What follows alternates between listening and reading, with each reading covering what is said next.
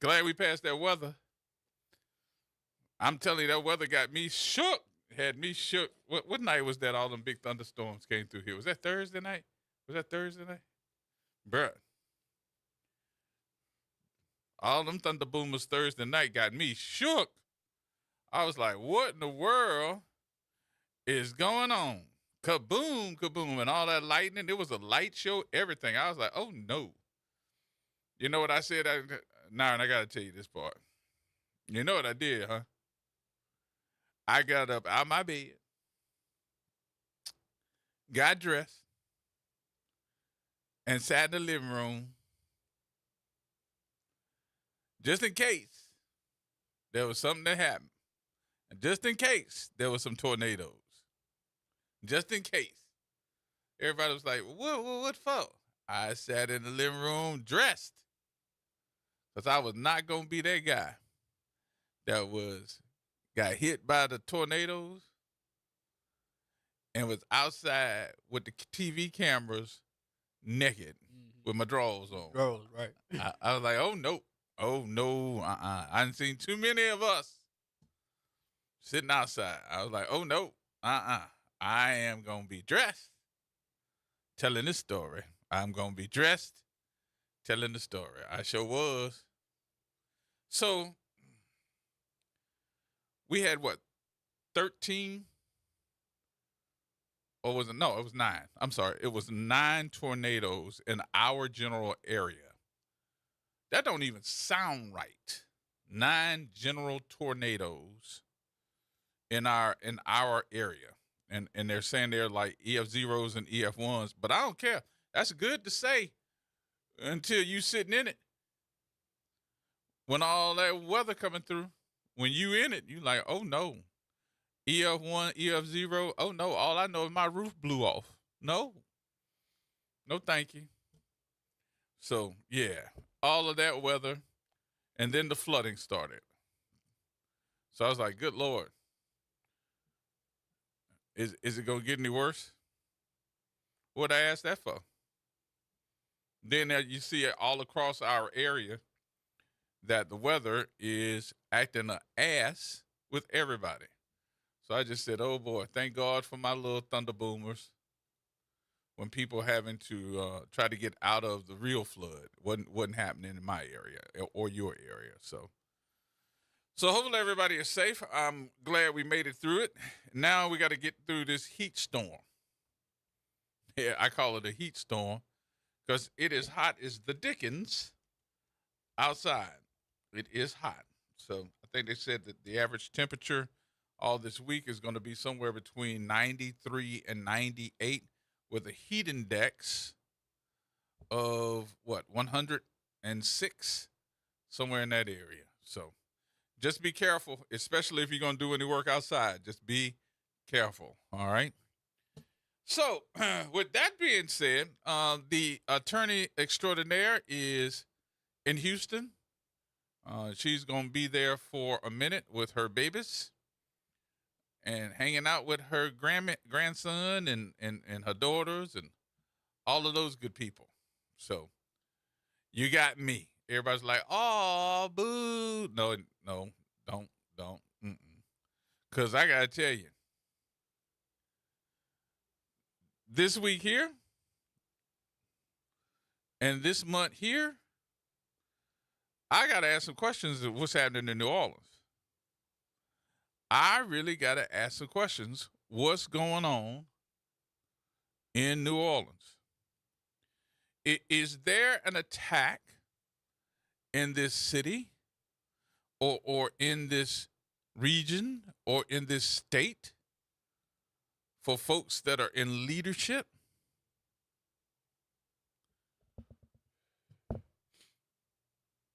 Is there an attack?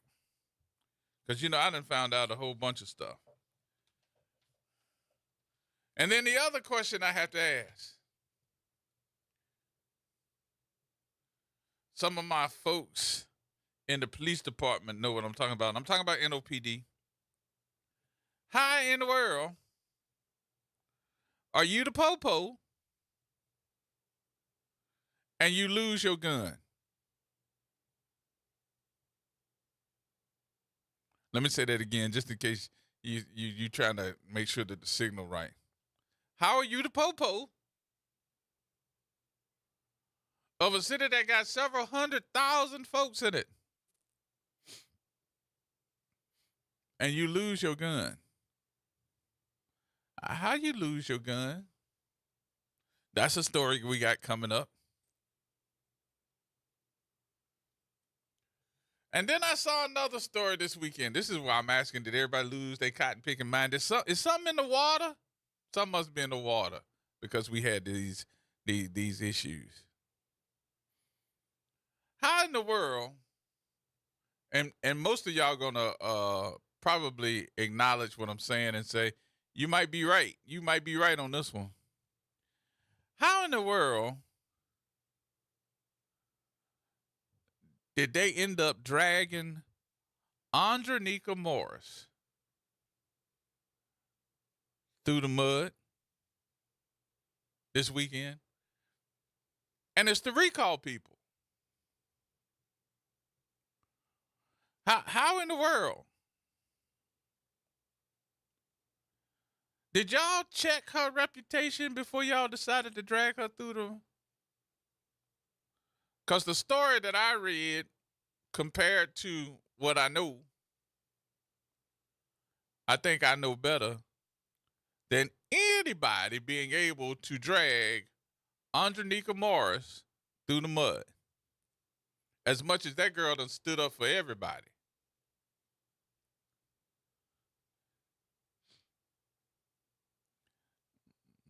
But I'm going to wait.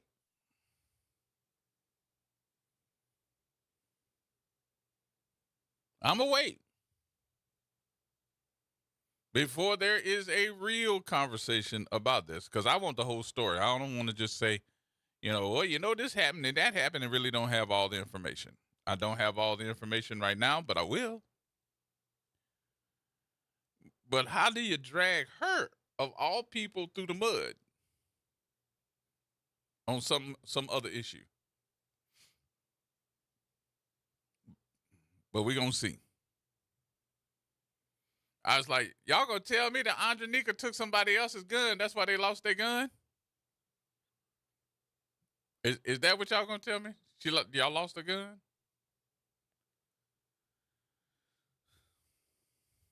Nope, that didn't happen that way.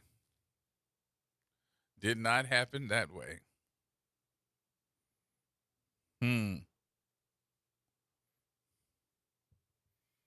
Nope, that ain't the way. That ain't the way there, Deirdre. That ain't the way. I can't say too much.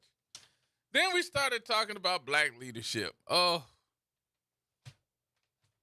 that's what today's issue is going to be. That's what it's going to be. It's going to be about leadership.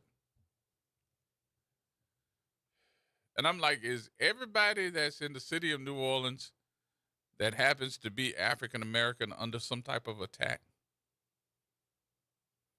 Y'all believe that? That if you're African American and you're the leader of something, that you're under some type of attack? Because there was this conversation piece that was going on in the paper and actually happening in real time here in New Orleans that talked about the chief of police for the levee police. You know, the ones that drive the white trucks with the state of Louisiana and dark on it. It's the levee police. That's Chief Rondino. Joshua Rondino. Y'all know. I've known Chief Rondino since, the days where I was doing Teen Summit at the lakefront. So you know how long that is. I've known him just that long.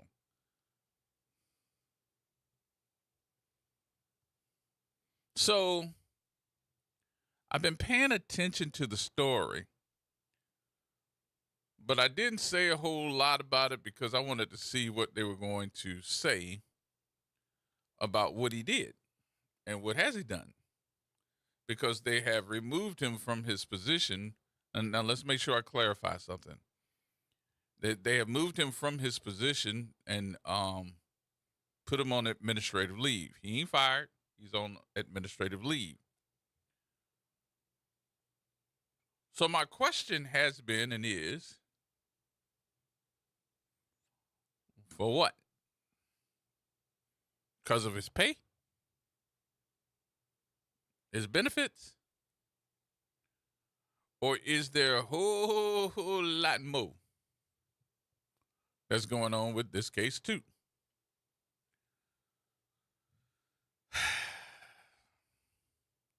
So it made me ask the question after I saw what has happened to Chad, after I see what the story that's being told behind Mr. Heyman over at Sewage and Water Board, after I see what's happening with the Levee Board Police Chief, and what we saw happen to our folks running for judge. It made me ask the question again. Is black leadership under some type of challenge? Is it under attack? What is it? Now, I could tell you something else I said last week that I thought was pertinent to this conversation, but I got one person in particular, I ain't gonna call his name, that disagreed with me when I said, you know, the federal prosecutor that supposedly is going after LaToya Cantrell, why wouldn't the same scrutiny be coming after him or people talking about him since he was in office having a affair as well? They were, remember the story? Y'all don't remember what I kept saying? I kept saying they were bumping the monkey. They were bumping the monkey. Yes, they were. And I said that during that time, we don't know all of the story.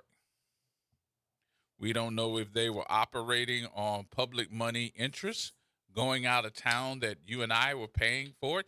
We don't know. All I know is that they were having an affair with a subordinate, the federal prosecutor, and he got removed from his position. For what? For bumping the monkey. Yeah. So within the last week, we saw a whole bunch of stuff happening. We saw a whole bunch of stuff happening. Now, we're going to go through several things today. And we're going to talk about them. All I can tell you, y'all need to get your popcorn. Get ready, especially when I start talking about the Levee Board Chief of Police. Oh, my God. It's one of them. Y'all ain't heard nothing yet. I need to make sure I call my attorney on this one to be on standby. Because they're going to say he lying and he taking everybody through. Nope, I'm not. I'm not lying. And if I'm willing to say it, you know there's some proof somewhere. We got to take our first break. We'll come back. And we'll have some more conversation with you in just a minute. Y'all hold tight. Being a show that includes bumping the monkey. Yeah. more coming up, y'all.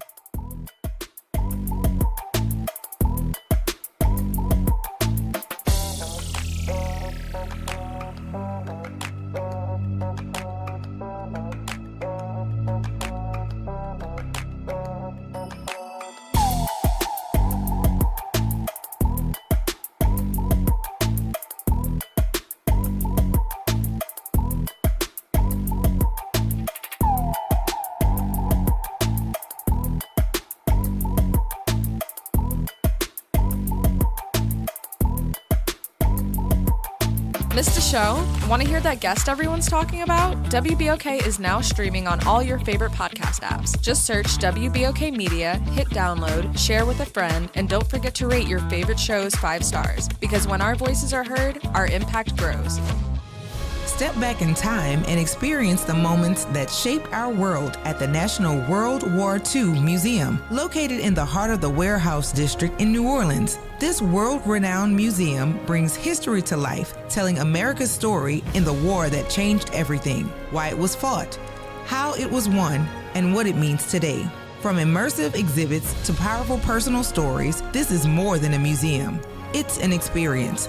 Plan your visit today at nationalww2museum.org. World War II Museum, where history lives. WBOK is pleased to announce the reboot of Crosstown Conversations with host Gene Nathan, a heightened focus on cultural entertainment events and the creators who present them. The new time is now Saturday at noon. Tune into the stories of our exploding creative scene with Gene Nathan on Crosstown Conversations. Making a difference in the community. WBOK 1230 AM. Here we go. The reality check on WBOK 1230 AM. All right, folks, welcome back. Welcome back. Gerard Stevens with you. It's Monday. Our other co-host, who is the professor extraordinaire, she is gone to Africa. She is, I wanted to make sure I told her, be safe and all that other stuff, like a good pawpaw would. So I told her just, when she gets over there, just pay attention to her surroundings. Pay attention to her surroundings. Because I'm like, right now is not the time for me to be checking this out. But she needs to be careful. So one of the stories, let me get back to what I was talking about earlier. One of the stories that seemed to hit the news ended up talking about the levee board chief. His name is Joshua Rondino.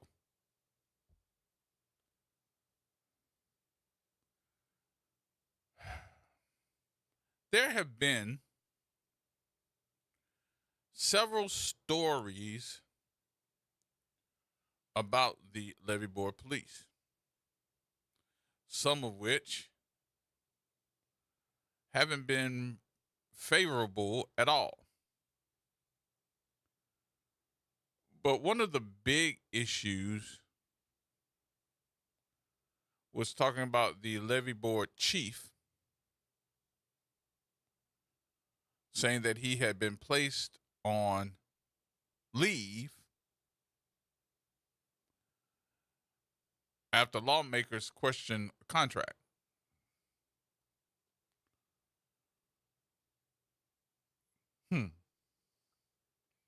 The story was in, as a staff writer, Alex Lubin was on June 4th to NOLA.com. Said the New Orleans Flood Protection Authority's embattled police chief, whose pay and self-drafted employment contract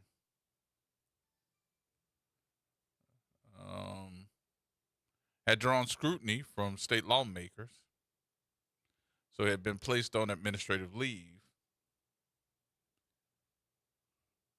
And that was what? About a week ago, late Wednesday, pending an investigation that they say they can't discuss while it's going on. Shane Guidry has been overseeing changes at the agency through the holes of no official or elected office. Guidry declined to answer further questions about the nature of the investigation. Stacey Gilmore, who was a spokesperson for the agency, officially known as the Southeast Louisiana Flood Protection Authority East, initially said only that Superintendent of Police, Joshua Rondino, has not been terminated. He has not. And in quotes here, it says, as a matter of policy, the authority does not comment on personal matters, she said in a statement. Well, for years now, there have been lots of questions about who's at the levee board, what authority they have at the levee board, contracts that go to the levee board, people that are hired to the levee board, and even the police officers that show authority, were they qualified? Listen to me now. Were they qualified to be police officers? And from what I understand, from what I'm hearing from a lot of those police officers, that might have something to do to why they are trying to move Rondino out of office. Well, what do you mean? Evidently, he came in there and shook up a lot of stuff because even some of those police officers, allegedly, I need to say that allegedly, were not qualified to be police officers because they didn't even have the training, didn't have post-certification, none of that. And they were police officers writing out tickets, doing tows, doing a whole bunch of stuff that they did not have the authority to do. And here comes Rondino cleaning it up, getting rid of those officers, telling them they did not have police authority or police powers.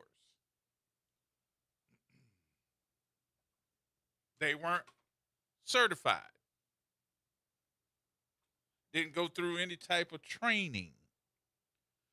Well, that ain't all.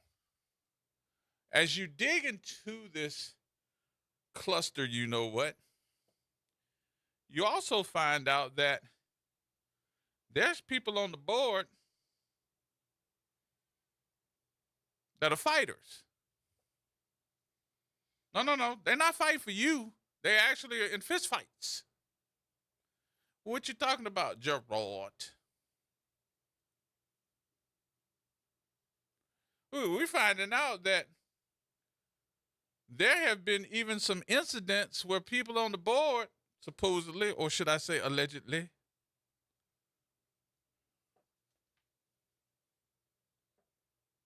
that are fighting against the chief of police and striking the chief of police. And is one of the commissioners. But did anything happen? Say that again with your professional voice. Did anything happen?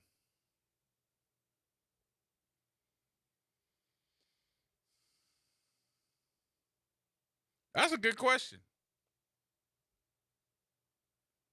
Because when you pull the police report, you find out that Chief Rondino stated in the police report, because of the incident of striking and swinging and all that other stuff, that he wanted to press charges. And he was pressing charges. But what I didn't see in this cluster, you know what, was where they said they arrested the assailant. Well, who are you talking about? Arrested them. Oh, well, he complained to the authority that has arrest powers into the city of New Orleans, NOPD.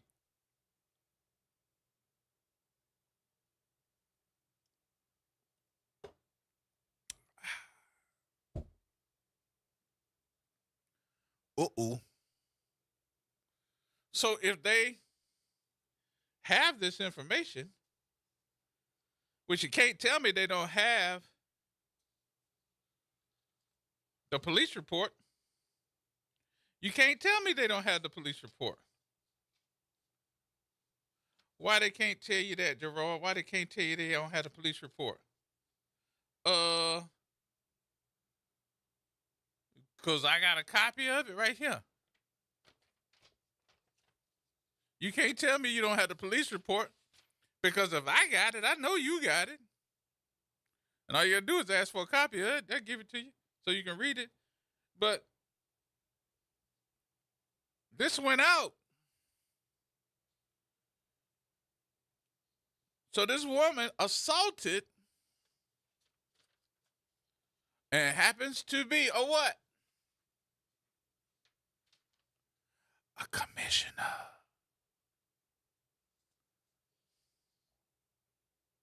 Wait a minute, happens to be a what? A commissioner. And you assaulted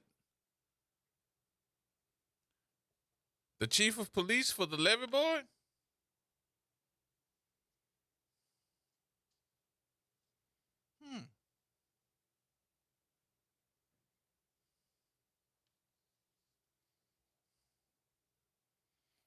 And what did she do?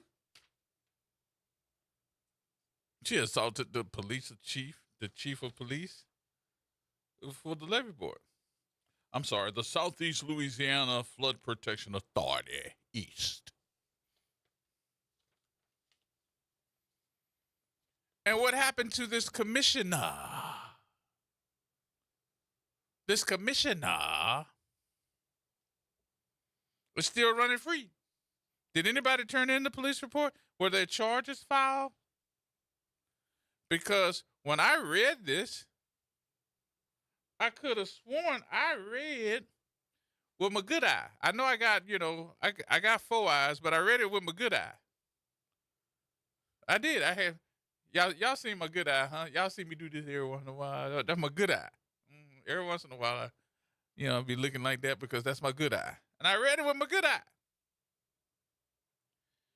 And it said in this here police report,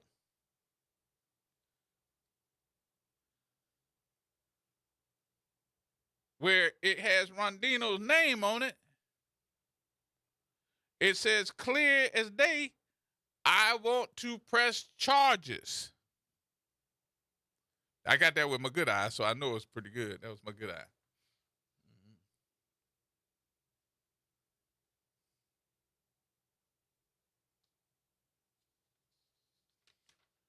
So they asked him, hey, do you have a prior history with her? Do you believe that this incident was a result from you filing a grievance against her? He said, absolutely. I've been made aware and a part of the discussion scheduled for that date that the commissioner had openly voiced her dismay with me by saying she held she got some animosity toward me for filing a grievance, and that she had a bone to pick with me about filing this grievance. And then they're going to ask him, hey, were you wearing your body cam? He said, nope, I don't have to. I'm not made to do so. I don't have to do so by policy. Were you the only officer around when the incident occurred? And I'm trying to figure out at what point in time do y'all ask the chief of police, were you the only one around? Were you the only one in the immediate area? There were officers assigned to the meeting. They were approximately 30 feet down the hallway, and they are equipped with body-worn cameras. the confidential nature of executive session, their cameras were not activated, nor were they immediately adjacent to the door, as they normally would be, because the entire wall on the interior hallway is made of glass. And there was a presentation intended to be on the monitor, so the officers were further down at the end of the hallway and not in the immediate area where the incident occurred. But y'all talking to the chief. And I'm looking to see, did they talk to her? But you asking me, do I have a prior history with somebody that I'm saying assaulted me?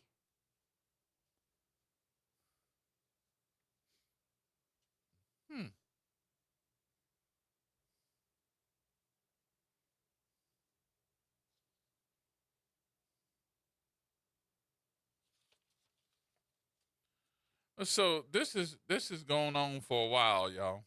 This dates back to last year. But that ain't all. We made this about Rondino's salary and him and his contract.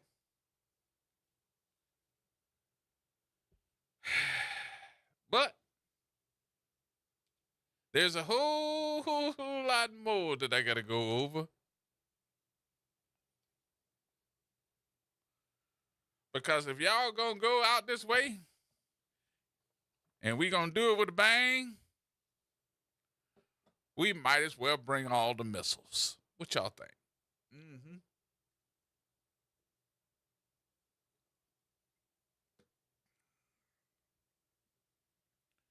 Because I want to talk about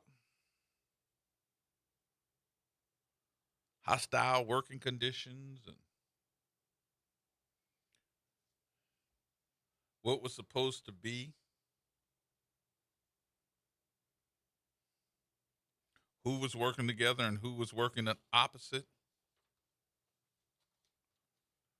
I want to bring up the reform structure that had been dismantled,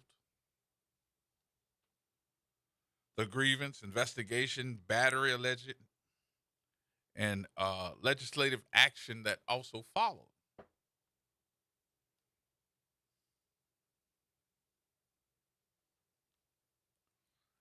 I don't know what in the world everybody's thinking about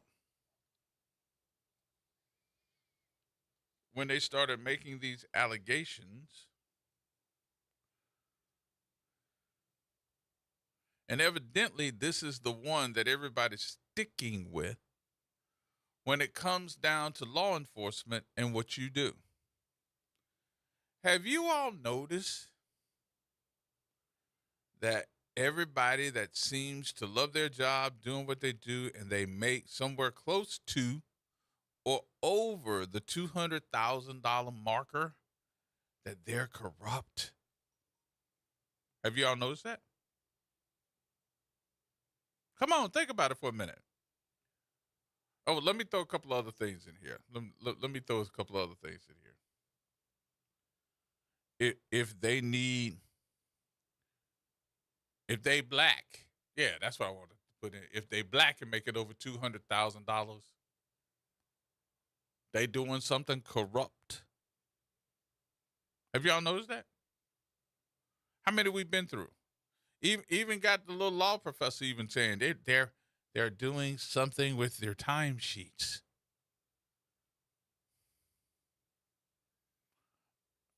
And you don't really, and I'm trying to figure out what you do with law enforcement. You're a chemistry teacher at a college. How are you the professional that tells everybody that you know what they're doing? You're a chemistry teacher. And they have treated you like you're the Bible.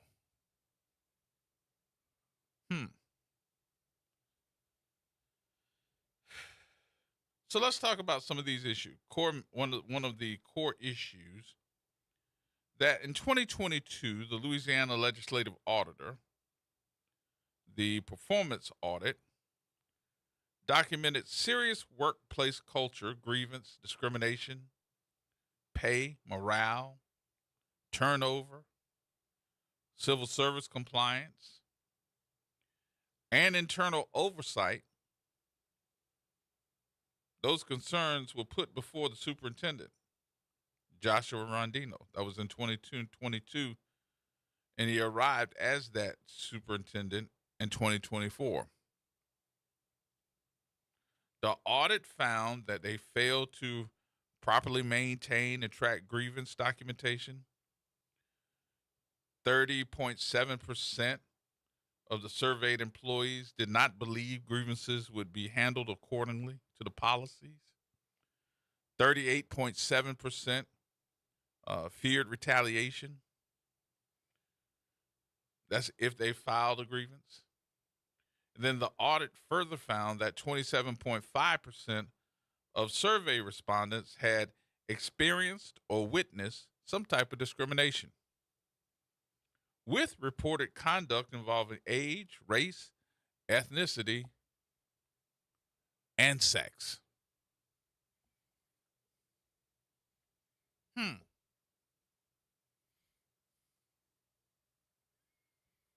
So, where did all this information go? What happened to it? How come we just hearing about it? How come probably most of you are just hearing about it right now because I'm bringing it to you? We're thinking that they the police officers that's driving the nice little Chevrolet trucks around, little white Chevrolet trucks around, and they got easy peasy jobs, right? Wrong. A lot of police officers let me know that it's hard to get on with the levee police, no matter who they are, no matter what type of record they got, saying they're having a hard time trying to get on. So one of the things, too, that we could do was pull the mileage logs of the levee board vehicles, the trucks, the nice Chevrolet trucks. And we could ask questions about who's got a take-home vehicle and where do they live, right? I can remember when we did that with NOPD. I'll never forget when that was being brought up with NOPD, and some of those people that were taking home their vehicles had to pay a monthly stipend to be able to take those vehicles outside of the jurisdiction of their of where they located, where they work. So I don't want you to think that this is just the levee police out there on the lakefront. Rondino is also in charge of the levee police that also ran through Jefferson Parish. Wait a minute, this black man was in charge of the levee police in New Orleans and Jefferson Parish? Uh-huh.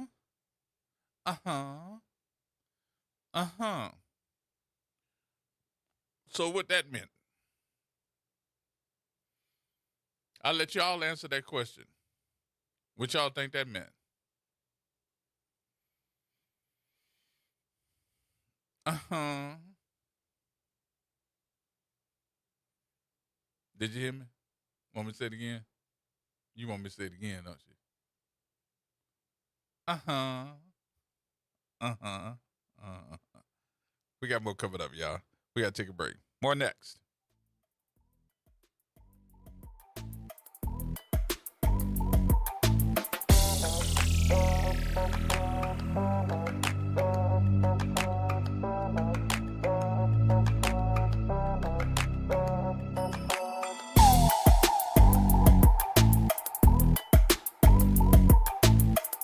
New Orleans. Are you ready for a voice that says what you're thinking? Who that, you might ask? Arrington Gavin. That's right, I'm your guy, host of The Arrington Gavin Show, giving you so much filled with bold opinions, real conversations, and zero sugarcoating. We're going to be diving into the issues that matter, politics, pop culture, and all the above, unfiltered and unafraid. Catch The Arrington Gavin Show weeknights from 7 p.m. to 8 p.m., Monday through Fridays, right here on WBOK, what New Orleans is talking about. Hey, Delta Utilities natural gas customers. Your new and improved online customer service experience is here. Visit mydu.com to track your usage, choose convenient payment options, learn how to read your bill, and more. If you prefer to pay in person, our customer payment centers are open and ready to serve you. Delta Utilities at mydu.com. That's mydu.com. Improved customer service with you in mind. The New Orleans Jazz and Heritage Foundation is the nonprofit organization that owns the New Orleans Jazz and Heritage Festival presented by Shell. With the funds generated from Jazz Fest, the foundation invests in Louisiana companies through economic development, cultural enrichment, and free educational programs. To learn more about what the New Orleans Jazz and Heritage Foundation does, please visit www.jazzandheritage.org. Did you hear the news? Dr. Clark's 101 The Living Classroom has a new time. Catch us now every Wednesday at noon. Same program, same great conversations. Just a new time. So catch Dr. Clark's 101 The Living Classroom this Wednesday and every Wednesday only on WBOK. What New Orleans is talking about. When you talk, we listen. WBOK. Here we go. The reality check on WBOK 1230 AM.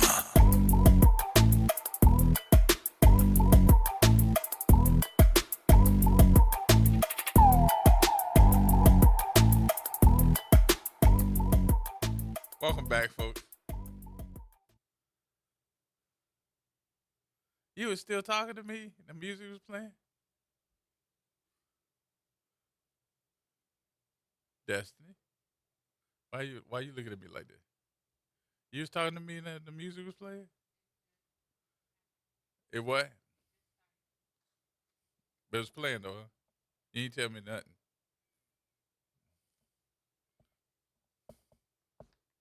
You just let me hanging? I thought we was good.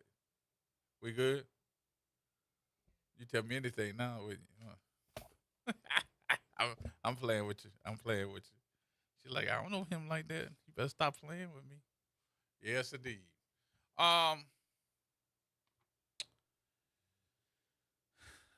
Why are you talking about this, Gerard? Because I'm looking around and saying to myself, y'all, we're living in some real interesting times right about now.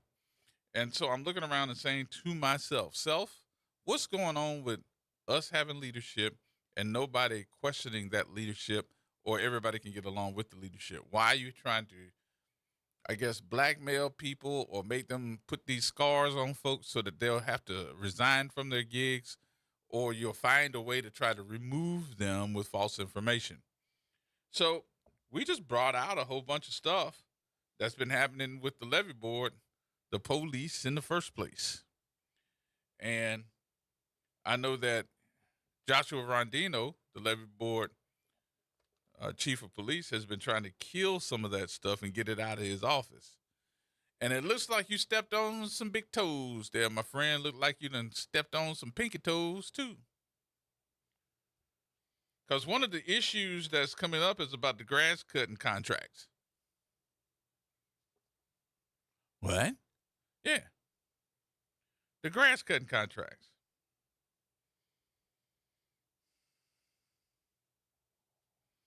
Said that, evidently it appeared that internally kept certain labor wages low while steering approximately $550,000 in grass cutting work to preferred outside vendors. That issue is especially significant because the levee board, the maintenance employees, are dual-purpose employees who also function as certified levee inspectors, while outside grass-cutting vendors' employees were not similarly certified or dual-purpose levee inspectors.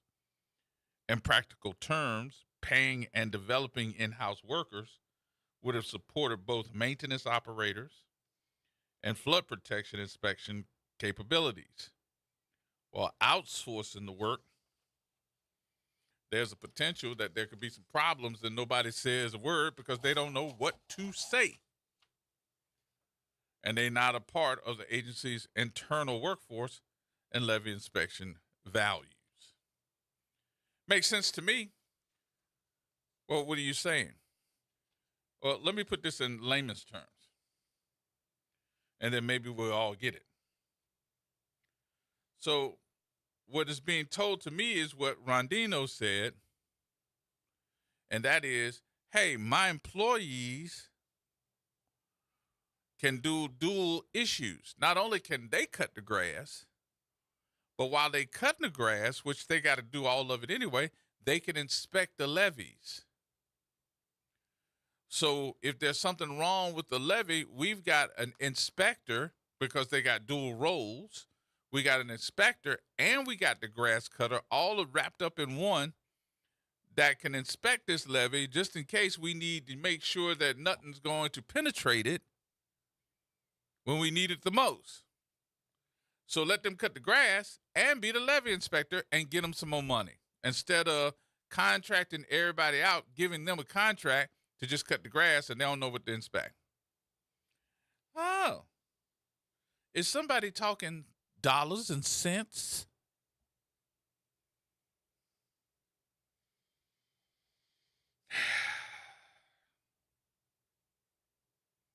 So if we don't do better, then we can't expect better, right? If we don't do better, we can't expect better. All right, let's go even further. If we are going to be for real, let's be for real here. Rondino wasn't just out there on the lakefront. He was also the chief of police for the levee board that also ran through Metairie, Jefferson Parish. So he was over all of it. We were all thinking that he was just the chief of police for that little area out there on the lakefront and he getting all that money, huh? Nope. Nope. Goes through Jefferson Parish as well.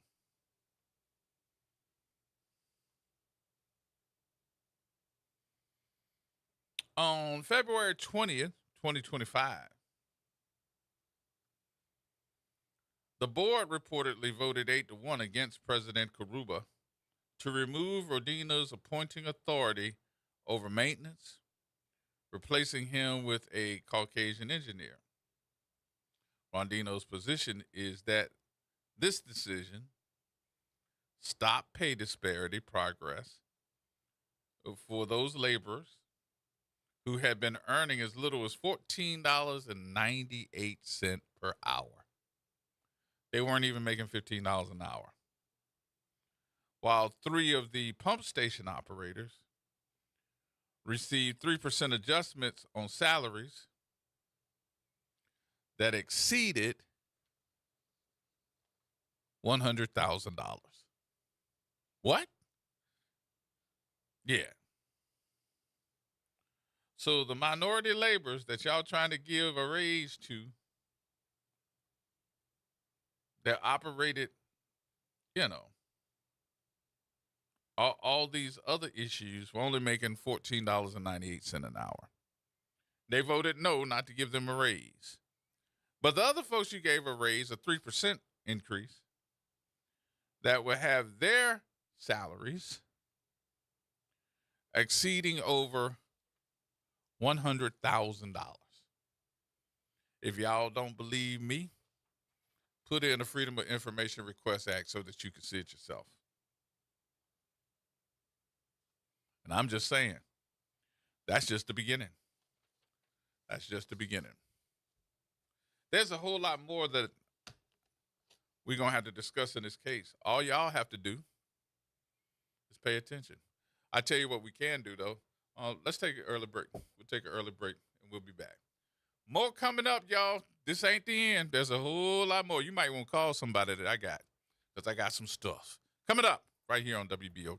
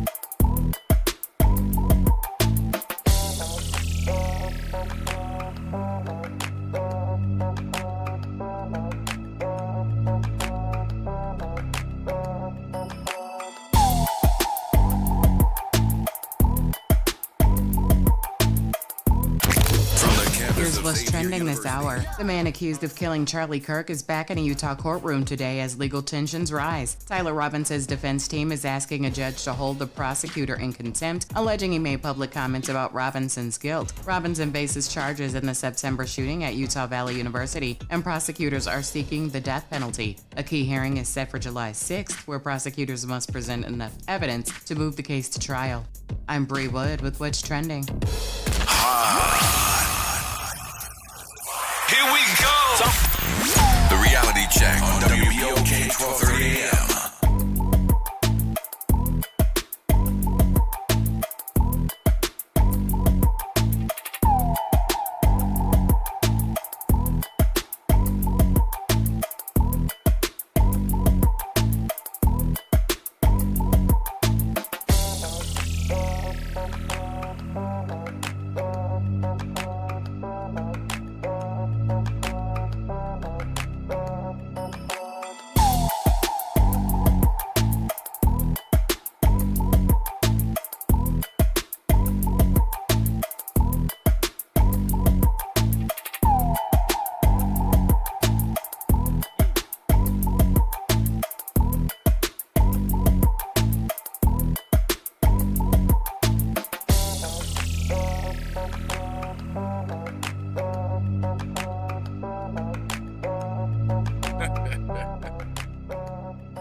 All right, folks. Welcome back. Oh, Lord. So my number, 504-582-9422. 504-582-9422. I'm going to get back to this because there's a whole lot more that I got to tell you about with this case with our folks at the levee board. So let me put this in perspective, because I don't want y'all to think that I'm sitting up here trying to take up for nobody, but on this one, I am.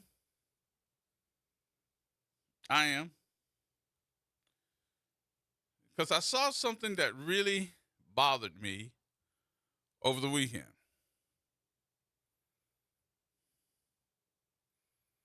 And it bothered me so much that I know that I was going to end up in a place where no matter if I said something for the folks or not for the folks, that I was going to end up in a place that was going to make people say, that ain't true. Oh, you just taking up for this one. Or you just doing this because you friends with her.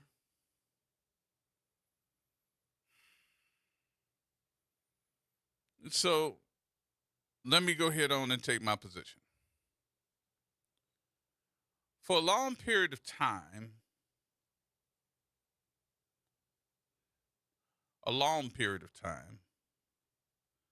I have known Andronika Morris.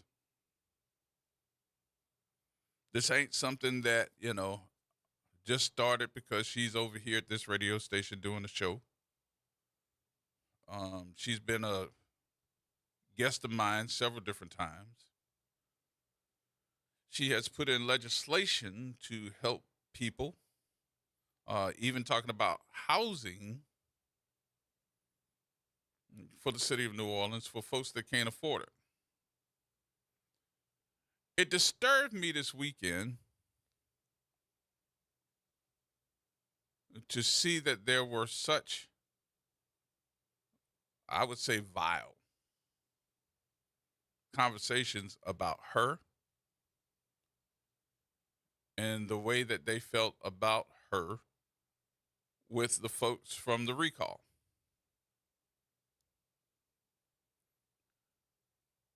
So it made me involve myself a little bit by saying something about it, whether you understood it, you heard it from one side and didn't hear it from the other. And I kind of said to Andronika, I ain't kind of said, I did say it, that she needed to answer this and speak up. Because something wasn't adding up to me in the comments that were being made about her personally. And I would like to see this organization, these women, be able to work together, because everybody, which I don't know everybody, but I do know Andronica, should be able to work together and be strong women working together, because I know Andronica's a strong woman as well. This issue, in my opinion, of what you're doing, ladies in Baton Rouge, what you're doing, this issue of this recall is important. And a lot of people, whether you believe it or not, are dependent upon you.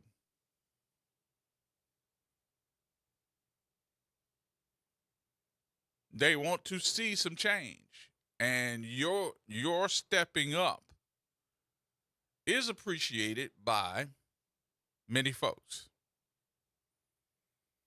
Since the start of this recall, we've seen some type of, I say, discrepancies amongst many folks. Folks got to go through and get some type of training. Folks ain't had no training, shouldn't do this. These folks are not for real. There's always some type of issue when you're going against the grain. Everybody understanding what I'm saying so far? When you go against the grain, those folks want to make sure that they got some type of legitimate issue to bring forward to make you all fight each other. So one of the things I also know is that if I can come between you and get you fighting amongst yourselves, then I win.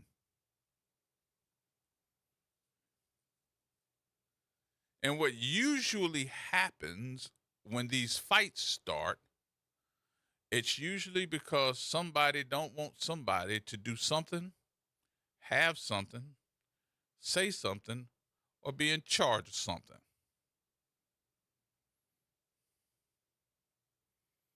It made me look at this issue and say, y'all, come on. But one thing that I did notice in this new discrepancy that seems to be taking over this internet,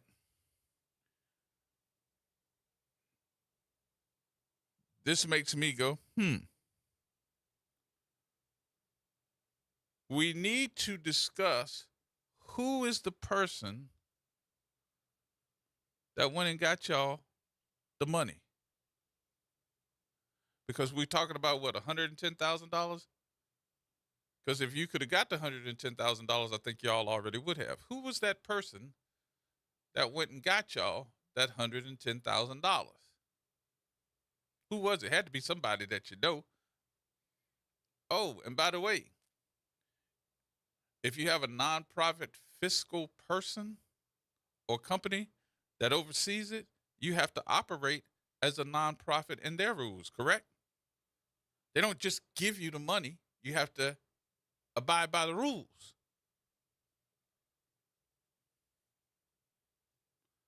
Because if that's the case, you would have got the money yourself. Am I wrong or right?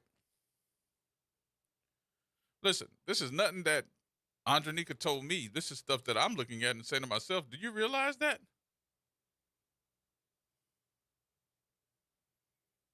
But going to social media and try to demean the person that may have been the person that got you the money, I don't think helps you at all. So in the long run, this ain't none of my business, is it? Yeah, it's my business. It's everybody's business now because y'all put it out here on social media. What in the world? Somebody has got to be able to tell the rest of the world now what in the hell is going on with this. Because y'all ain't doing nothing but making the opposition happy to show you got infighting amongst yourselves. You want to talk about somebody being shameful? Because I saw the word shameful pop up on this post. It's shameful that we are here and we can't get along, even though that we're trying to get the enemy out of this in the first place. Who's the real enemy? Yourselves? Check yourself before you wreck yourself. That's all I can say. Galloway.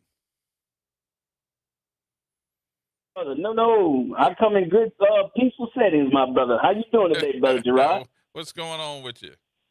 Oh, no, I'm up in raining, wet, cold Boston today, man. It's rainy and cold? Yeah, it's about 60-something degrees, man. And it's raining up here. And we in the heat wave.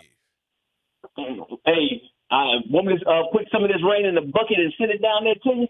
I'm telling you, man. We don't need no more rain because we got flooding going on now. But I'm like, it's rain. It's hot. It is hot. Well, I'll put some of this cold air and put it in a bag for you and send it back down there. I love it. Send it on down. Send it on down. What's going on, though? Oh, no, man. Bruh. What's going on with the Levy police? Is everybody down there kung fu fighting? Right. It look like anybody that look like me and you in charge of something that they are trying to find a way to get rid of them. And my thing is, if you fill out a police report, and if you got the police report, the district attorney don't have this police report? I don't know who got it, but I'm like, didn't nothing happen to the person just because? And I think it's just because they are they are on this commission. They're commissioner. See, Jason Williams, bruh, when you listen, when a police report is filed, unless something has changed, that is automatically given to the district attorney, and he or she decides yea or nay. Has something changed since then? And this was December the 22nd, 2025. Come on, bruh. It's been at least 6-7 months. 7 months, and ain't nothing happened, and it is either they kept this away from him, which is against the law, or he looked at it and don't want to do anything about it. He told them in there, it's in the police report, I want to press charges. That has to be turned over to the district attorney's office. When you say you want to press charges, that's just wrong, man. Gerard, and you're saying it right, man. They're trying to get everybody out of power that look like you and I. Yep. I've been screaming this since Helena said she was running for mayor. And people always telling me, oh, your obsession with Helena needs to be studied. No, your lack of obsession with that woman needs to be studied. That y'all believe this or not, that woman is pulling a lot of strings because there's a lot of people going in or out of her office. A little birdie told me this. And those folks are coming out of there smiling. Now, you figure out what's going on up in that office. But I know this for a fact, that lady has a lot of Republican money, a lot of Republican donor money that she got to fulfill those promises to.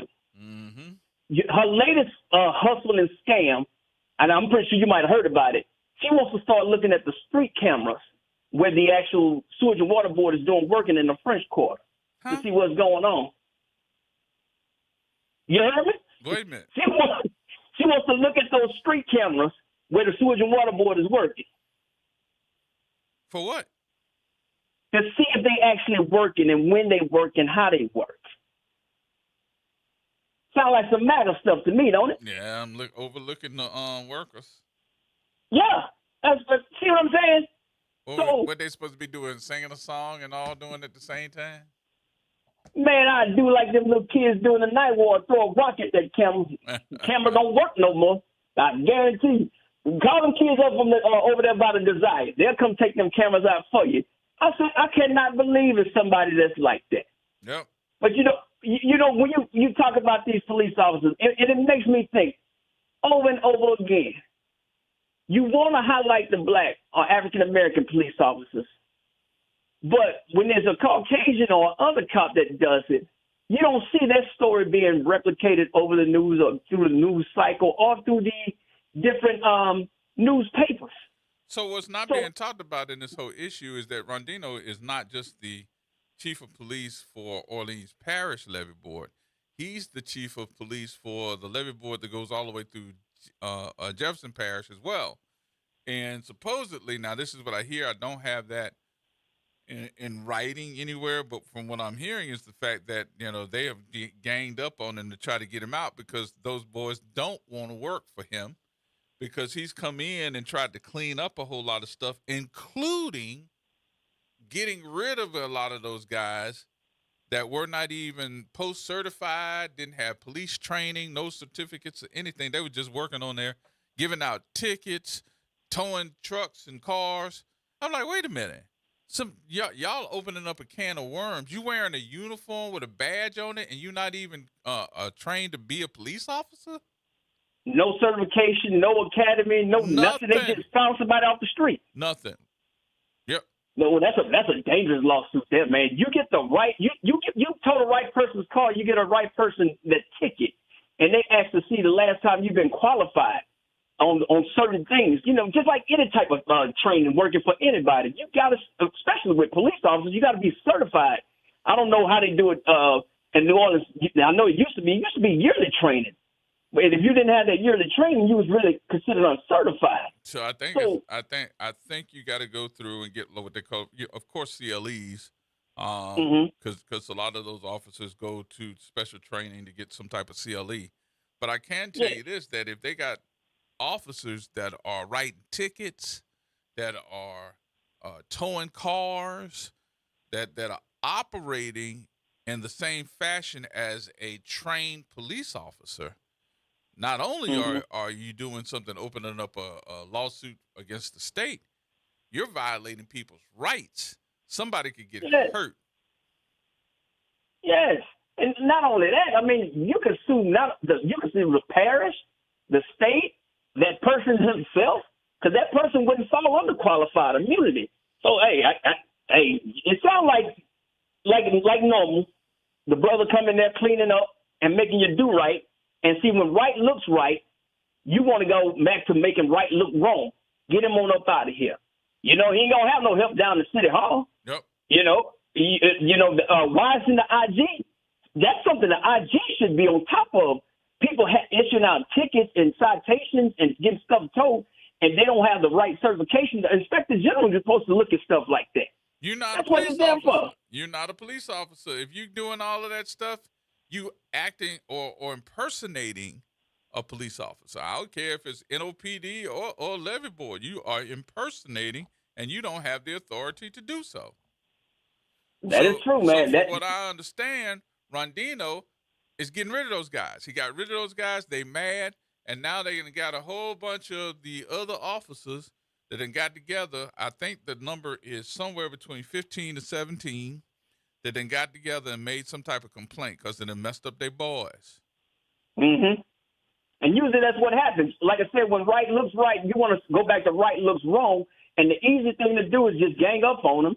And it's going to make the person that's actually fixing the problem, put him on the defense or her on the defense to fix it. Like they're not fixing it. Sound like they're making a hostile work environment. Well, you ready for this? You ready for this?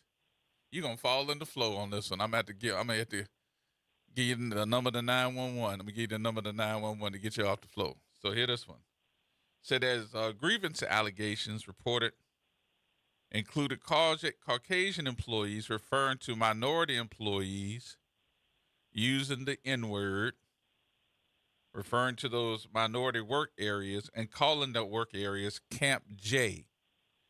And Caucasian supervisors allegedly referring to themselves as the overseers, language associated with prison guards, wardens, and racially charged power dynamics. Employees also reported alleged that workers who complained to HR risked being reassigned to pick up trash along the Haynes Levy Parish Road area, Endowment Road. Now, you are a trained police officer. And if you complain, what you're going to have to do is go out there and pick up trash. Gerard, are you making this up, man? No, sir. What in the 2026 in New Orleans is going on? Is this New Orleans we talking about, or is this Camp J in Mississippi? Did you hear me? I say Haynes Boulevard. Gerard, come on, man. Mm-mm. Wait a minute. They refer to themselves as overseers? Overseers. Over Camp J. Man. You in Camp J. It wouldn't be a living. Boy, let me stop. Because WBOK, y'all popping. Everybody listen. Let me stop. The day I call any Caucasian person that I work with an overseer, that's going to be the last time that he opened his eyes. I'm going to just put it like that. That's it. Man, ain't no way. And nobody's doing nothing about this. This is my first time hearing about this. This ain't made no, corporate media. Where's that investigative report on this one? WDSU, y'all love ain't nobody the saying nothing about these issues. But, the main thing that I looked at is I've known Rondino since my Teen Summit days. He's been there that long. He was over there when I was using the Lakefront Arena to do Teen Summit. That had to be at least 25 years ago. So I've known him that long. So I know he ain't lying. And he ain't telling me nothing, but I'm looking around and saying, come on, bro, tell me something. He's like, G, I'm not fired. He said, I can tell you that. I'm not fired. I'm just on leave. And wow. I'm looking around and saying to myself, on leave for what? Now I'm understanding because now I got to dig. So they just basically made me go dig. And all you got to do is pull up his name at the police department. It comes right up. It's the chief saying that he had to file this. This lady that's on the commission hit him. She struck him. She got that mad that she wanted to fight him and hit him. And he ain't hit her. He just filed a police report. And they ain't do nothing except let this police report just sit there at NOPD. So I'm sitting there going to myself, wait a minute. What happened to the lady? And can't nobody tell me nothing. I was like, the dude says in the report, I want to file charges. And they did an interview and said, well, you just mad because did you have problems with her before? I said, yeah, this is not our first incident. Said, yeah. So we're looking at this and saying to ourselves that, we want to ask you some questions. So they interviewed him. I'm like, what are you interviewing him for? No. See, you put him on the defense. And where City Hall swear they know everything about New Orleans. Where's City Hall at? Where's the buddy Red Bottoms? Mr. City Council member at large? I'm surprised that this is not in front of the City Council, or with this being the levy, this being the levy board, this is supposed to be in front of commissioners. This is supposed to be in front of our state representatives. They should be having some type of conversation or calling for a special panel to find out what's going on with the commissioners, to find out what is this all about, and why are you all quiet as, just you can pee on cotton and nobody knows. Quiet as church mouse. Yep. I'm about to reach out to Representative Alonzo Knox. Now, he don't mind answering that. And now, one thing about Representative Alonzo Knox, anytime I inbox him, it don't matter what it is. He responds back. I would try to get him on the phone or let somebody, you got way more knowledge than I got of this situation. Mm-hmm. Reach out to him, let him know what's going on. I guarantee you he's not going to be afraid to answer you or call or come to the radio station. Well, that's about the only one. So everything about the levy board, anybody can pick up. Anybody can ask about the equipment. Anybody can ask about the hours they work. You can look at their timesheets. You can look at the vehicles. So I think they got some nice trucks. Those white trucks, and those white trucks, I think, cool. They look really nice, da-da-da-da. But they date back sometimes to 2021, 2022. So they have to order new trucks. My question is, why when they order the new trucks, they end up going to all the white guys that live out of the area, and they end up with the most miles on them, and then the older trucks go to the black guys with the miles on them. That's my question. Wait a minute, y'all get the new trucks because y'all live outside of the area, and then the old trucks go to the black guys because they got more miles on them? Something wrong with this. Now the Levitt police, they still fall under the Orleans Parish. They fall under the state. The state. It's the state police that's supposed to be investigating. So my question was, let me call the lieutenant general and ask him what's going on. Lieutenant colonel. I said general, but lieutenant colonel. And come to find out, the lieutenant colonel, he resigned yesterday. I'm like, what? Oh. He's retiring. So I wonder, is this why? Because this is about to come to head. I'm telling you. Hey, blow it up, my brother. We're going to blow it up. We're going to ask some questions. We're going to ask some questions.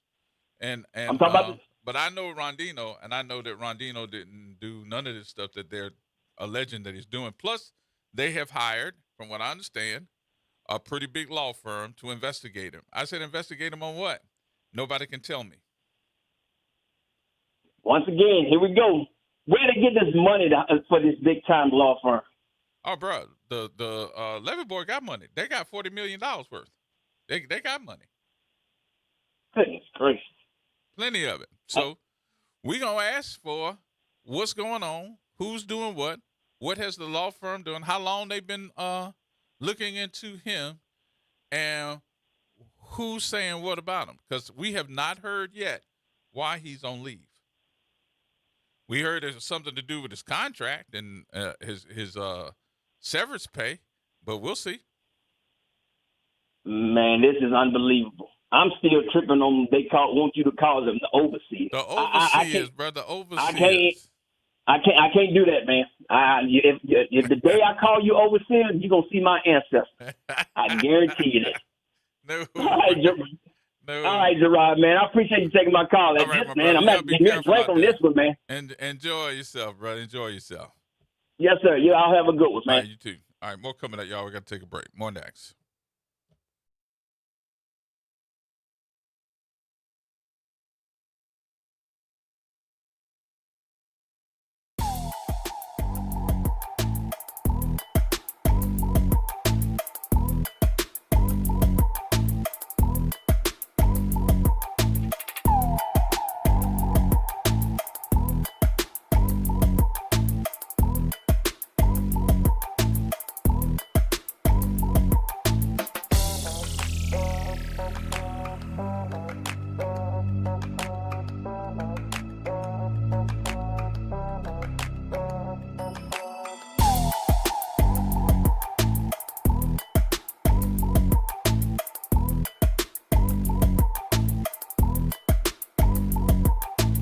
This is the Bloomberg Black Business Beat. NBA legend Shaquille O'Neal is partnering with a tech wonderland right in the middle of New York City. It's called Tomorrow, stylized as TM:RW. And it's designed to showcase the tech and innovation of the future. Robots, dog robots, holograms, headphones, glasses, meta glasses. Just, it's a beautiful place to be. And I think if you're ever in Times Square, you should definitely check it out. In this conversation on Bloomberg, Shaq explained why he decided to throw his money behind the Times Square-based store. Well, I always invest in things that I first believe in and, things that are going to change people's lives. This is something that, there's not really a lot of competition out there. And I know once people come inside the store, they will love what they see and they will fall in love with what they see. Stop by and you might even see Shaq himself, or maybe even a hologram of him. A beautiful, sexy hologram. It's a hologram, a beautiful, sexy hologram. I'm Bloomberg's Justin Milliner on the Black Business Beat. It's deck days at Lowe's, and the savings are stacked. Right now, pros get 15% off all in-stock composite decking from top brands like Trex, TimberTech, and Decorators. Plus, get a free DeWalt 20-volt max 5-amp-hour battery when you buy a select DeWalt tool. The deck's stacked in your favor with brands pros trust. Our best lineup is here at Lowe's. Valid through 4/22 while supplies last. Selection varies by location.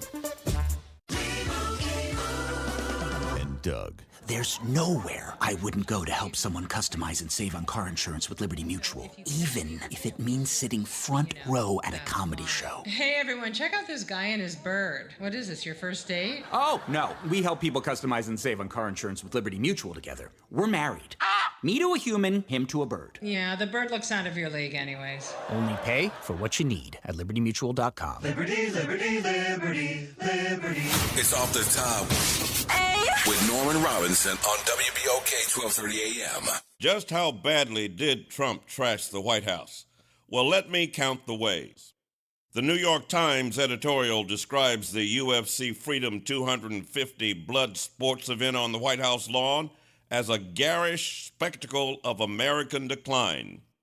The Independent News op-ed condemned the event as an unserious American cage fight. That's right, a $60 million UFC-sponsored brawl on the White House lawn to celebrate Trump's 80th birthday and a tribute to the nation's 250th anniversary.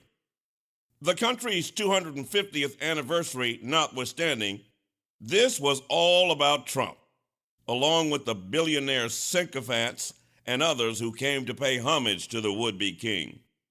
As a former CBS News White House correspondent, I'm accustomed to the pomp and circumstance of ceremonial receptions held in honor of dignitaries, both national and international. But I was stunned to see the People's House transformed into a beer-chugging brawl fest devoid of class and dignity.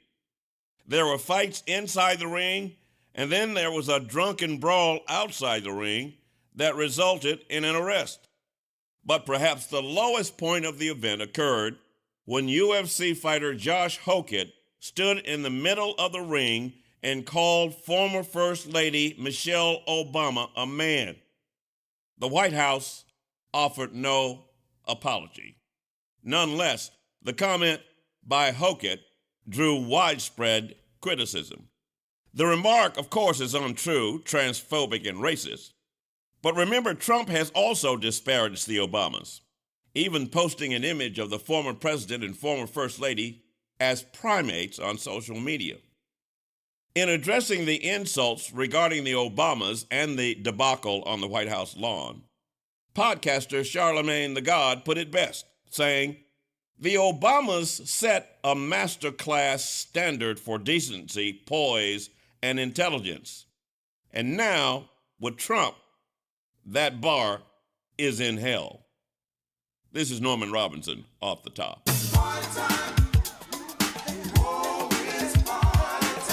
That's right.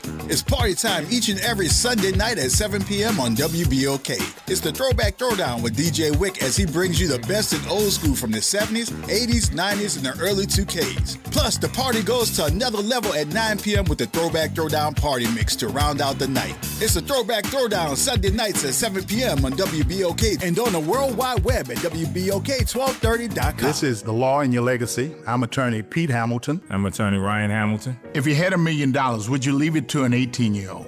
Hopefully not, but that's exactly what can happen with a simple will. The money goes straight to your kids when they hit the legal age, no guardrails. A trust lets you control when and how they receive their inheritance. You can set ages, milestones, or even make sure they finish school first. Give them security, not a spending spree. This is not legal advice. That's just a tip brought to you by Liberty Bank and Trust. For more information, go to libertybank.net or contact us at 504-915-5016. Making a difference in the community. WBOK 1230 AM. Here we go. The reality check on WBOK 1230 AM. All right, folks, welcome back. Gerard Stevens with you. Man, there's another issue. I guess we ask too many questions when it comes down to the Sewage and Water Board as well. Did we ask too many questions when Mr. Heyman came in? We didn't ask too many questions, did we? Did we ask too many questions when Mr. Heyman came in last week? We didn't ask too many questions, did we? We didn't put him in no precarious situation or nothing, did we? I need to go back and listen to that show because I keep hearing that there were some questions that they said that we asked that he answered, and they wanted to know what did that mean or some stuff like that. I think we asked about the power. What did we ask? We asked about the power. He said the power went down for a minute, and I think he said it was down maybe 30 minutes that led to probably an hour Am I wrong in that? No, but so they might be talking about a video that's on socials right now. Where you I can't hear you. How? Turn that mic up. Look, you get me? Yeah, I got you. All right. They may be talking about that video that's on our socials. Cause you asked them, you told them that basically they're making him the scapegoat. Remember you got into that, and then he went. Oh, that went viral. Yeah. I mean, it's you it's put doing that on there. It's doing. Yeah, You trying to get me in trouble? No, but you said in it like you're not trying to put him in that position. You know how people read that? You know how they read that? He said, Yeah. you're trying to make him a scapegoat. Right. Yeah. But So- if y'all don't know what I'm talking about, WBOK Media on all social media So platforms. that is up, right? Mm-hmm. And what did we ask? We said we're not trying to make you a scapegoat on nothing but what happened and So you da-da-da. said that people are making him to be a scapegoat. Oh, that's what it is. Yeah. So that a lot of people watching that. Mm-hmm. You want me to play the clip for you? No, I'm good with. They can go and look at it. Right. They WBOK that's- Media. That's what they need to go do. Look at that though. But we didn't say nothing. I'm like, wait a minute. Why people saying that I'm trying to get somebody in trouble? Or I just asked a question. That's what we do. Ask questions. Okay. But he was good. I saw him over the weekend on TV, but I didn't know what he was talking about right then and there. And then he said something about, this is what it is. Because the power went down. We know that new facility went down. And he took responsibility for it. But I do think that you're damned if you do or you're damned if you don't. Because honestly, that power issue, if it did go down, did he take responsibility for Entergy's issue? I'm just asking.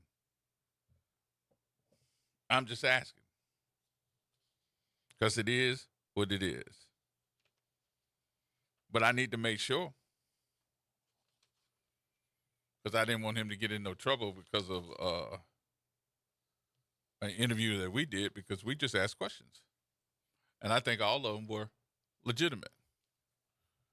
We got the major, the retired major here. What you It's say me. there, retired major? How you doing? Good afternoon. I'm fine. I hope everyone is well. Well, I don't know what happened since the water, because it looked like everything just fell apart real quick, fast, and in a hurry. So. Yeah, I mean, I go away for a week and come back, and this recall business, I read that post on Facebook. I'm just curious how this is going to affect getting these signatures. I thought that would be the major thing. I was really disappointed. And listen, I don't know these young ladies in Baton Rouge. I don't know them. I've never met them. I did talk to one of them on the air one time before, but I don't know them. But I just think, and that's just my personal belief, she can talk about me if she wants to, but going on the air, on social media and downing the people that's working with you, no matter what your issue is, you can work it out without going through this. Because I was a little disappointed that, because this ain't the enemy. This ain't your enemy.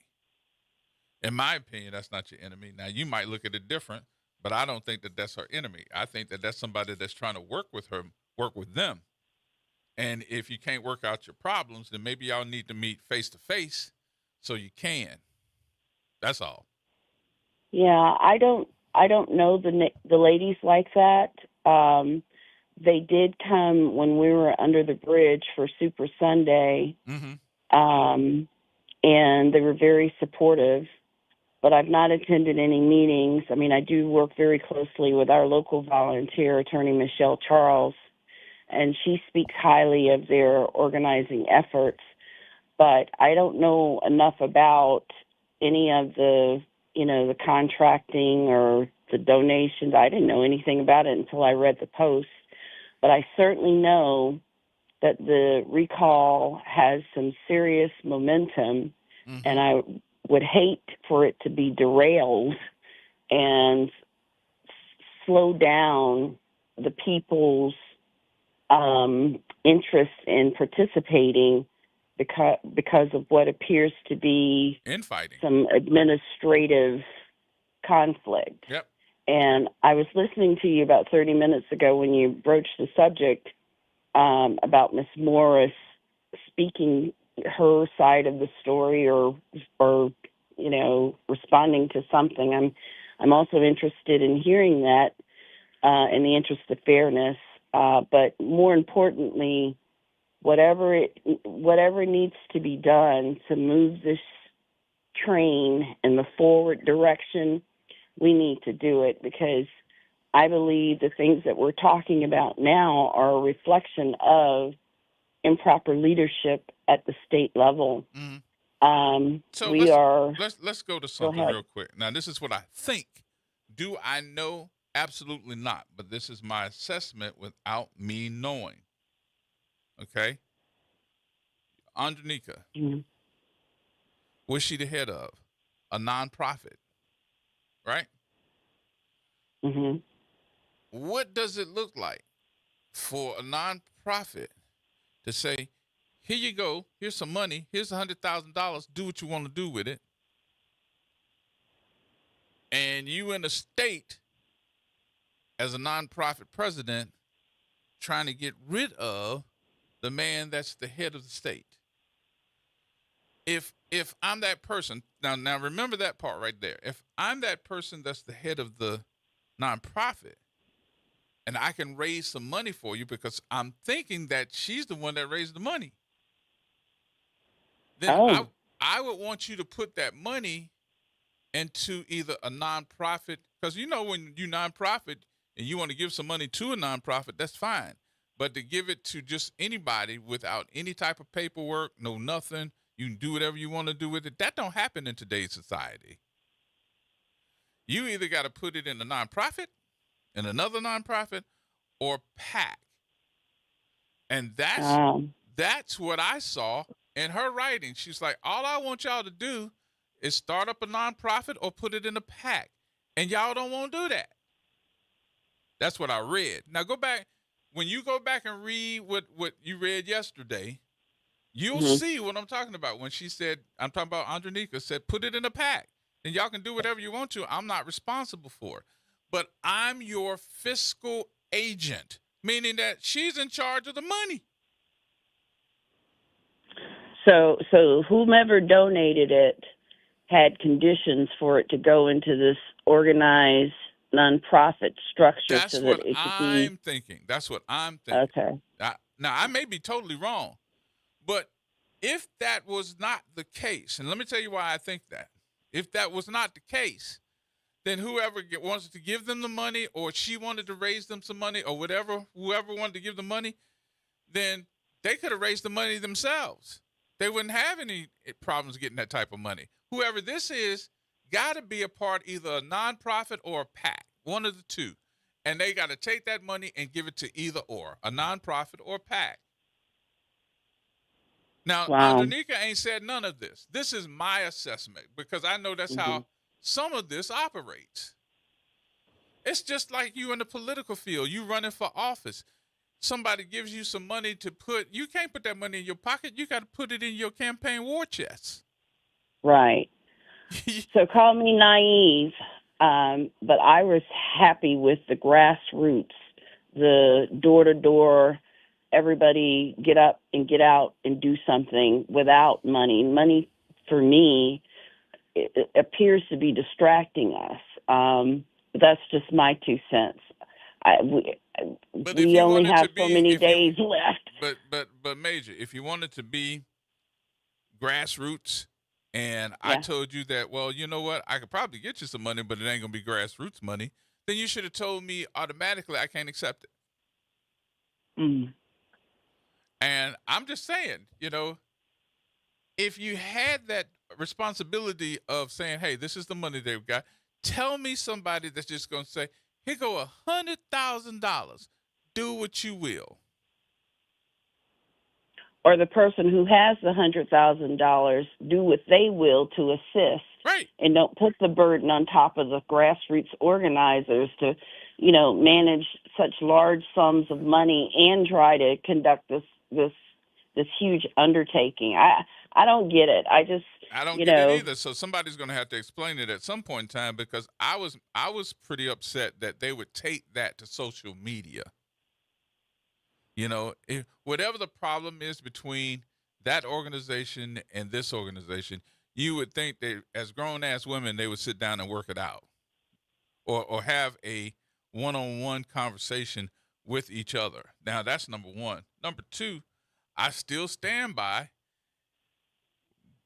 Well, let's go back. And everybody will say, oh, yeah, I remember that now. And you're going to remember this too. When they first started, they said, we don't want to accept money. Am I wrong? No, you're not. I don't think you're wrong. Donations weren't even a part of the conversation. They just said, if you want to pay for paper, clipboards, pens. There was some Amazon. Send it right. via Amazon. You can yeah, I remember that. So when did that change?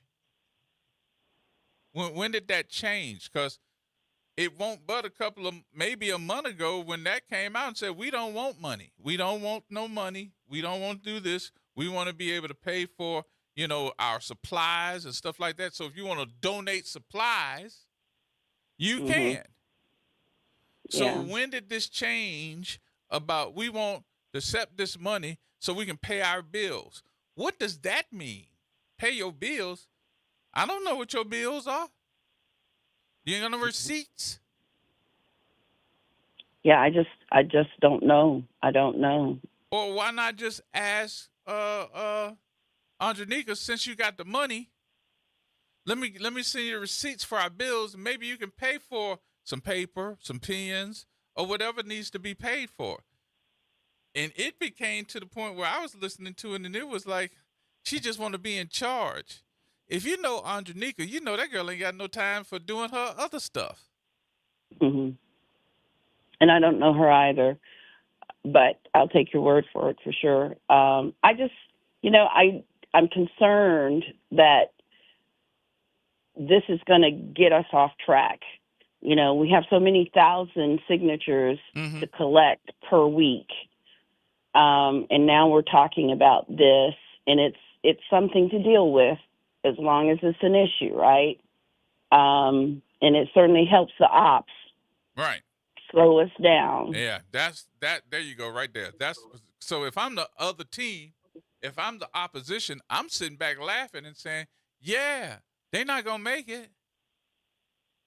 Yeah, certainly with a bone like this in the middle of everything. Yeah. But if anybody's sitting there dogging me on social media, I'm not going to talk to you either. Get your mind right. You need me. I don't need you. So I just don't know nobody just going to say, hey, here's $100,000. Do what you want with it. I just don't know that. If anybody can tell me differently, I'll be more than happy to listen to it. But I don't know nobody that's going to say, here's $100,000. Go pay your bills. And if that's the case, teach me otherwise. Yeah, it'd be nice to hear from them so that we can get this resolved and keep it moving. Because we got to stay mission focused. We'll see. Thank you for taking my call. Thank you, my dear. Appreciate you much. You try to stay dry out there. Yes, indeed. I'll talk to you later. All righty. All right. Bye-bye. Thank you. Dono.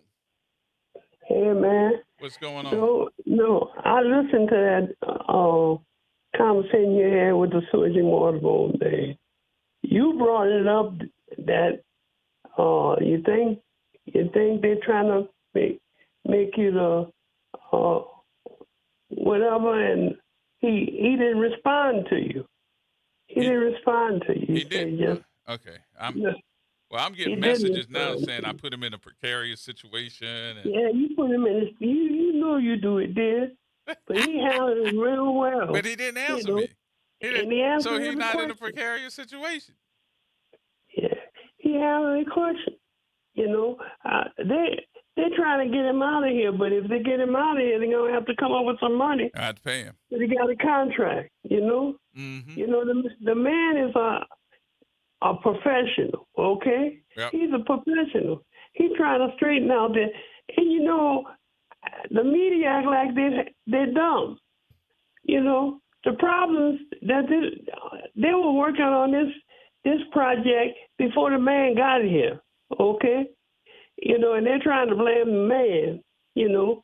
But she gonna run herself in a big mess. Yeah. Because he seemed to be acting like the people, they're attacking this man because he's a black man. Mm-hmm. But this man is the kind of man we need to run a sewage and water board because he's very professional. But the same thing now, it looks like that's what they're doing to the police chief over there at the lakefront. At the levee board. That's what they're doing. No, one of the representatives upstate saying, how the hell you making all that money?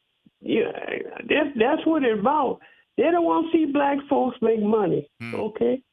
You're supposed to work hard for nothing, you know? Mm-hmm. But you got people around here making all kind of money. The police chief of New Orleans making $300,000. Nobody comment about what they're making over there at Audubon, huh? That man was making $400,000 or more plus other benefits. Yeah. You know? All right, bro. Let me go. Playing my music here. I got to take my last break. Yeah. All right, Donald. Okay. Later. All right, more coming up, y'all. Everybody hold tight.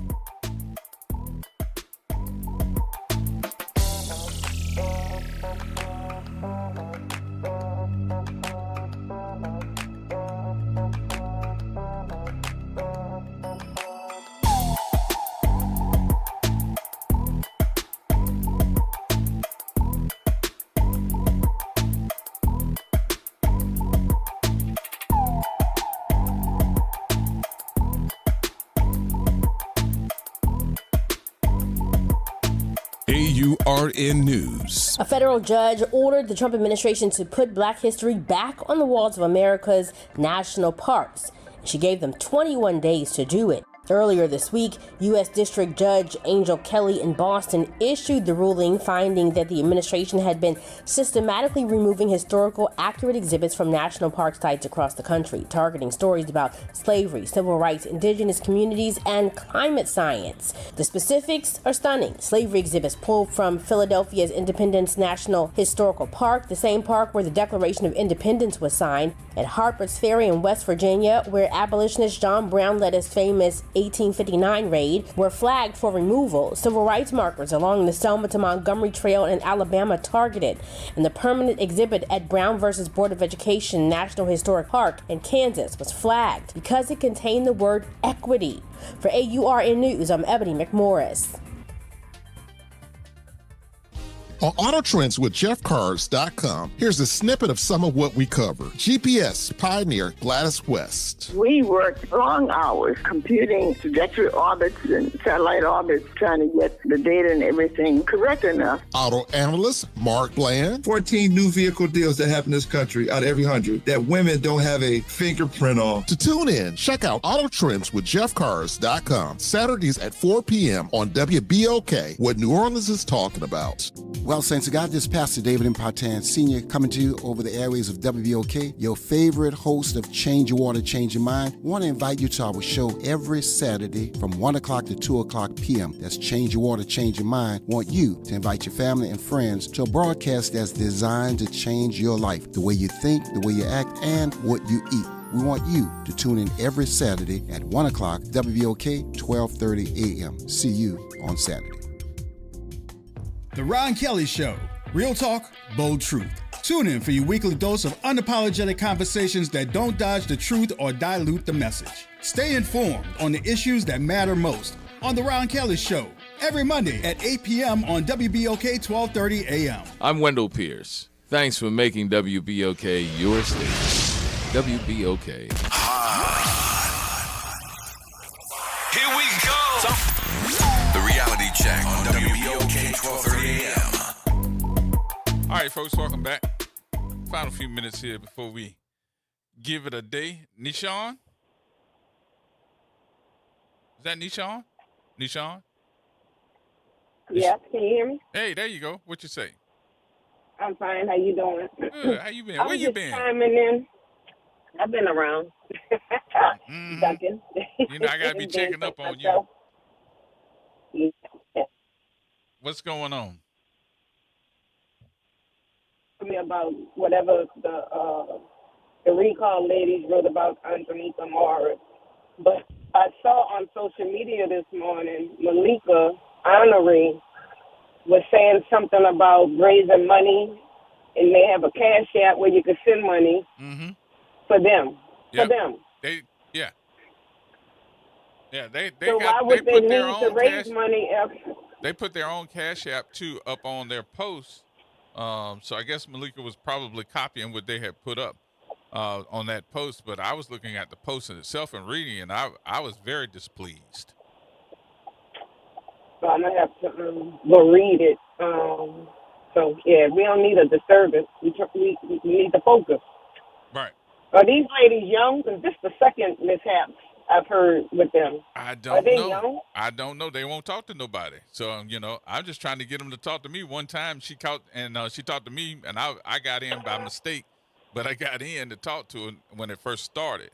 But my point is this: y'all have a bigger venture than to have these types of hiccups that are going on in this issue. This is bigger than anybody. It's bigger than me. It's bigger than you. It's bigger than them. Bigger than all that. And these hiccups that they're having right now, I think that's going to end up being a bigger distraction for the folks that are interested in trying to make this thing happen. So that's why I'm bringing it up. But I was disappointed in what I saw in the I guess the conversation of downing somebody. I was like, wow. Yeah, they're supposed to be bigger than that, especially right now. Yep. And especially in the climate we're in. So, and one last thing,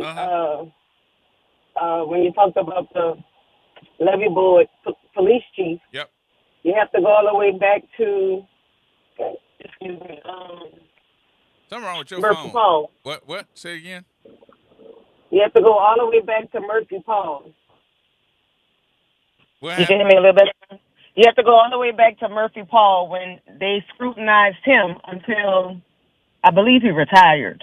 Yeah. But he's a black leader too, so they've been starting with the black leaders. Well, we definitely gonna have to see what's going on here. But I'm digging into this one right here because he's not only with Orleans Parish. A lot of folks think it's just Orleans, but it's not just Orleans. It's Orleans. It's Jefferson. I think, if I'm not mistaken, he was in Baton Rouge. Yeah. Yeah, it goes all the way up to Baton Rouge and St. Bernard. So we'll see. We shall see. This is just the beginning. We'll see. Yep. All right, okay. my hon. Good talking to you. Have a great one. Talk to you later. Same here. All right. All right. Cedric. Hey, right quickly, with the levee board issue, where is the New Orleans delegation? Well, that's the same thing that somebody just asked a minute ago. Where's the New Orleans there? And this is a state entity. So, with the Bayou Phoenix situation, where are our leaders in the East? Tell us why you are not support. Why is it good? Or please tell us why is it not good? Now, with the two ladies with the petition, it's going to be an issue, perhaps, when one is spiritual and the other one necessarily doesn't believe in it. You have a good one, man. All right. But where are our leaders? Yep. Good question. All right. Hey, Ron. What's going on with you, G? Oh, bro, trying to be like you when I grow up. Oh, no, man. Be better. Be better. It's so much. But to the sister that called, I guess she was defending Murphy Paul. You know what I'm saying? Let's wait and find out if Murphy Paul is going to hire Troy Lawrence Jr. with the sheriff's department, and then we'll see if he's an honorable brother or not. And if for those who don't know who Troy Lawrence Jr. is, that's the Baton Rouge captain who allowed his son. Troy Lawrence Sr. is the Baton Rouge captain. Well, was the Baton Rouge captain that allowed his son, Troy Lawrence Jr., to run rapids, along with some illegal things he was doing, as well as with the Breeze Keys. So if he's such a stand-up guy like everybody thinks, You know what I'm saying? If he hired that brother there, it's going to show exactly who he is. Anyway, as it relates to this recall situation, you know, I understand that we have friends on both sides, whether it's friends of Andronika Morris or friends of the two sisters. Let me say this to our community because I understand that we all are broken and damaged people. Instead of us just rushing to take sides with our friend, let's allow the facts to come out first and let's judge off the facts, not judge off our personal relationships with the individual people. You dig? Because when you look at what happened with the brother Sherman Copeland, you know, this is almost the same situation, you know, going off of what things look like instead of what it actually is. You dig? And us as a community, because we have personal relationships with certain people, we don't believe that they have the ability to be disingenuous. So I'm going to say that one more time. Let's make sure that we take and put our personal feelings aside because of the personal relationship that we have, and let's allow the facts to come out, and then we judge the facts, not judge based off of, oh, I'm friends with Andronika, or I'm friends with two sisters that's putting a recall together. All right, my brother. All right, I'll holler. All right, y'all, that's going to wrap it up for me. Appreciate everybody for being a part of the conversation.